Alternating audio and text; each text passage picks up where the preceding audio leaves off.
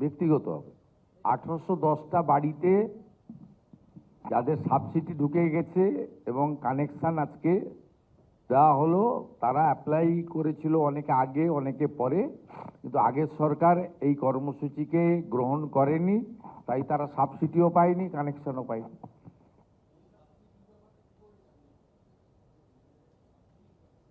প্রত্যেকটা মিটিংয়ে বলা হচ্ছে। প্রধানমন্ত্রী নিজে নির্বাচনের সময় এই রাজ্যে 30টার বেশি সভা করেছেন, সব জায়গায় বলেছেন যে প্রধানমন্ত্রী সূর্যঘর চালু হবে, আমাদেরকে আনুন। এবং আমি তো র্যান্ডাম সব জায়গায় বলি, এবং আমাদের দপ্তরের ওয়েবসাইট থেকে শুরু করে বিদ্যুৎ দপ্তর এবং আমাদের নন কনভেনশনাল এনার্জি ডিপার্টমেন্ট এবং আমাদের যেখানে যেখানে প্রশাসন বা জনপ্রতিনিধিরা যান রিভিউ মিটিংয়ে, পাবলিক প্রোগ্রামে, সেখানে এটার ক্যাম্পেনিং হচ্ছে।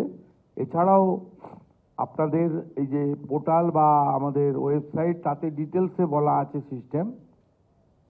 100 ইউনিটের ক্ষেত্রে 30,000 টাকা সাবসিডি পাবেন, 200 ইউনিটের ক্ষেত্রে 60,000 টাকা পাবেন, 300 ইউনিটের ক্ষেত্রে 78,000 টাকা পাবেন। আমরা বাজেটে প্রভিশন রেখেছি আগস্ট মাস থেকে SC ST পরিবারগুলি তারা 100 ইউনিটে 5,000 অতিরিক্ত, 200 ইউনিটে 10,000 অতিরিক্ত, 300 ইউনিটে 15,000 অতিরিক্ত পাবেন। অর্থাৎ SC ST পরিবারগুলো 300 ইউনিটে আরও 15,000 টাকা অতিরিক্ত পাবেন রাজ্য সরকারের পক্ষ থেকে। এদের এখানে বর্তমান 100 ইউনিটে 50,000 টাকা লাগছে। সাধারণের ক্ষেত্রে 30,000 টাকা ভারত সরকার সাবসিডি দিচ্ছে, 20,000 টাকা বেনিফিশিয়ারিদেরকে লাগাতে হচ্ছে। এর ফলে আপনি তো দেখলেন ইলেকট্রিক বিল কোন জায়গায় ছিল, কোন জায়গায় নামছে। আমি আপনাদের এখানে 3টি উদাহরণ দিয়েই, অভিজ্ঞতা দিয়েই বললাম। আমাদের কথা তো আমরা আমাদের মতো করে বলবো, কিন্তু যারা অ্যাকচুয়ালি বেনিফিশিয়ারি বা বেনিফিট পেলেন তাদের অভিজ্ঞতাটাও আপনাদের সামনে এই কারণে তুলে ধরলাম, যাতে এদেরকে দেখে, আমাদের 1 লক্ষ কোটা আছে এই ফাইন্যান্সিয়াল ইয়ারে, আমরা চাই 5 লক্ষ হোক। মহারাষ্ট্র 26 লক্ষ করেছে, এবং আমি অনারেবল CS এবং FSকে দায়িত্ব দিয়েছি যে আমরা ফাইন্যান্সিয়ালি উইক যারা নিজেদের বেনিফিশিয়ারির পার্টের যে অর্থ দিতে পারছে না, তাদেরকে আরও কিভাবে অর্থ দিতে পারি, যাদের বাৎসরিক আয় একটা কিছু ক্রাইটেরিয়া ঠিক করে।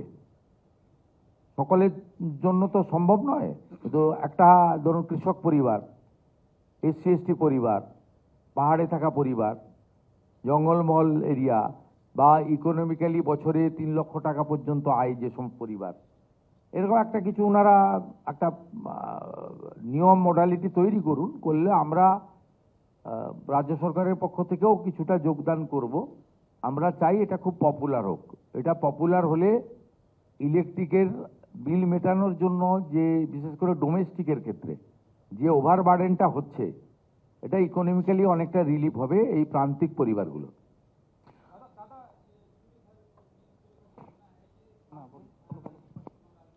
देखिए, आज पश्चिम बंगाल में सरकार का 9 हफ्ता हुआ है, ज़्यादा दिन नहीं हुआ है, 100 दिन भी पूरा नहीं हुआ है। हमारी संकल्प पत्र में और प्रधानमंत्री जी जो कैंपेन का लीड किया था, उन्होंने खुद बताया था क्या क्या होने वाला है पश्चिम बंगाल में। जल जीवन मिशन का काम होगा, प्रधानमंत्री आवास का काम होगा, प्रधानमंत्री ग्राम सड़क योजना का काम होगा, आयुष्मान भारत चालू होगा, 125 दिन का काम, विकसित भारत जी राम जी। ये जो बहुत सारा मुद्दा है जो बेनिफिशियरी ओरिएंटेड है, सीधा फाइनेंशियली वीक जो हमारी जनता है उनको सीधा मिलेगा। ये सब इसके अंदर प्रधानमंत्री सूर्यघर भी था। पिछले सरकार सेंट्रल गवर्नमेंट के ये प्रोजेक्ट को एक्सेप्ट नहीं किया, और जिन्होंने पोर्टल में अप्लाई भी किया उनको प्रोसेस भी नहीं हुआ।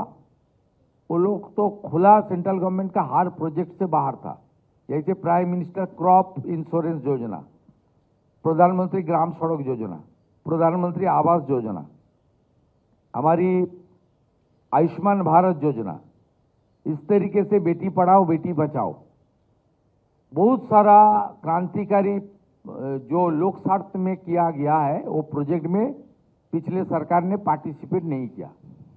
क्यों नहीं किया उसका पता मुझे नहीं है, उसका आंसर भी देना मुश्किल है, लेकिन हम लोग काम करना शुरू कर दिया। आज 1810 फैमिली को प्रधानमंत्री सूर्यघर प्रकल्प योजना के अंदर सोलार जो लाइट उसको हम लोग 6 PM में इनॉग्रेट कर दिया।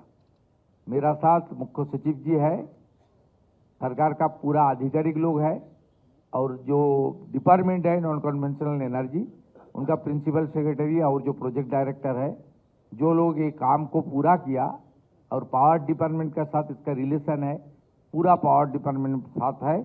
मैं वर्चुअली कुछ बेनिफिशियरी का साथ बात भी किया, एक दार्जिलिंग का बेनिफिशियरी था, एक मालदा का था, 4 था, एक ईस्ट मिदनापुर का, एक बीरभूम का। वो आपने जो एक्सपीरियंस अनुभव बताया वो आपका सामने ही आ गया है। इसलिए हम लोग एक छोटा कार्यक्रम, लेकिन इसका मीनिंग बहुत बड़ा है। महाराष्ट्र में 26 लाख बेनिफिशियरी जनता को मिल रहा है। बंगाल को भारत सरकार ने इस फाइनेंशियल ईयर में 1 लाख का कोटा दिया है। हम लोग इससे ज़्यादा भी करूँगा।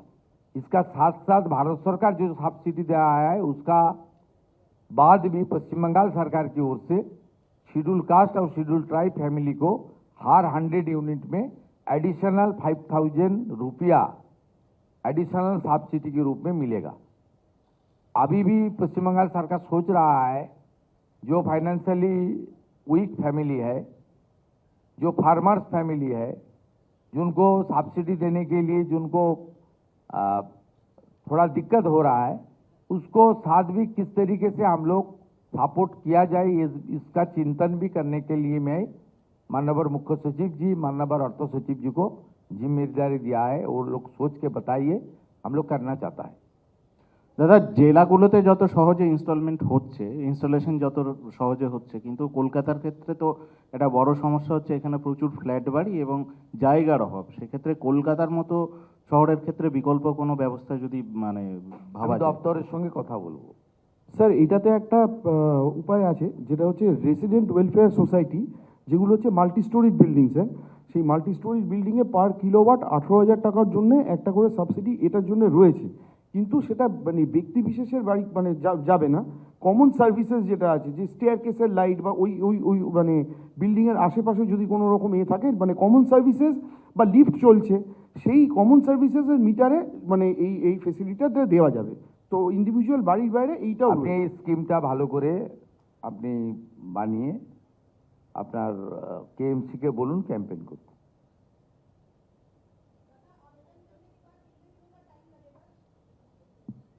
अभी तो तुरंत हो रहा है, अभी तुरंत हो रहा है, पूरा डिपार्टमेंट काम कर रहा है। वेंडर सिलेक्शन हो गया है, इन्वेस्टमेंट हो गया, काम तो शुरू हो गया है।